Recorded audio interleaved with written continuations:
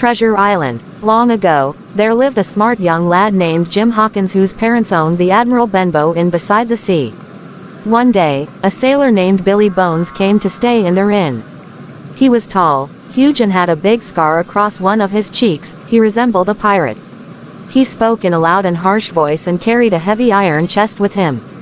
Young Jim was curious to know what was inside that chest.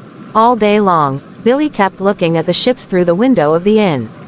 Every night he would get drunk and start a quarrel with other customers. No one dared talk to him because he was just so mean and nasty, and he would beat them if anyone came near his table. Young Jim was impressed with Billy's strength.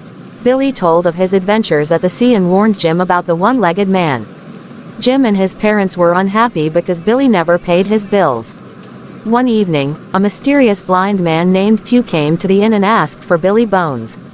He gave Billy a piece of paper, and on that paper was one black dot right at the center of it. One glance at the paper and Billy was on the floor. He had dropped dead. Jim hurried to see what had happened, but it was too late. Jim and his mother found the treasure chest under Billy's bed. They opened it, and to their surprise, they found bags and bags of gold coins. They decided to use the gold for the bills which Billy had not paid. And they also found a strange roll of paper. Suddenly, they heard gunshots outside. 3 policemen were standing nearby and had also heard the gunshots. They rushed there and found 2 gangs of pirates fighting among themselves. Seeing the policemen, the pirates ran away. Jim immediately understood that the pirates must have come to get Billy's chest. Jim asked the policeman if he could meet the squire. The squire patiently listened to Jim as he told him all about Billy, the chest, the rolled paper and the attack. They decided to open the paper and discovered that it was the map of an island revealing the path to a buried treasure called Flint's Fist. Quite excited, the squire decided to go to the island himself and hunt for the treasure.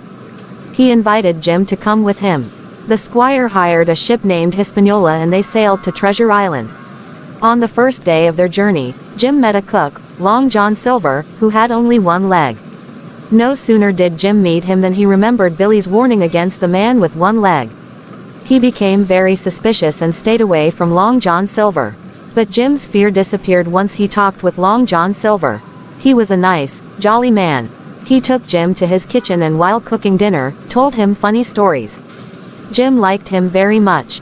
After dinner one night, Jim was crawling into the large barrel to get an apple when he fell inside. As he was coming out, he heard footsteps. It was Long John Silver. He and his men were plotting to hijack the ship, get the treasure and murder the squire and his men. Jim knew he had to tell the squire immediately. Jim ran and told others about Silver's plan. The squire thought long and hard for quite some time and asked them to wait until they reached the island before they did anything. He warned others to be careful of Silver. Soon they arrived at the island and everyone got into a rowboat to get to shore. Silver had become suspicious of the squire, and as soon as the island became visible, he jumped out of the boat to get ashore first. Once the boat touched the shore, Jim also jumped out and ran into the forest before anyone could stop him. Once Jim was deep in the island's forest, he met a strange beggarly-looking man named Ben Gunn. He was another pirate from Flint's gang who was marooned on the island 3 years ago. Jim told him about the treasure. Ben agreed to help Jim.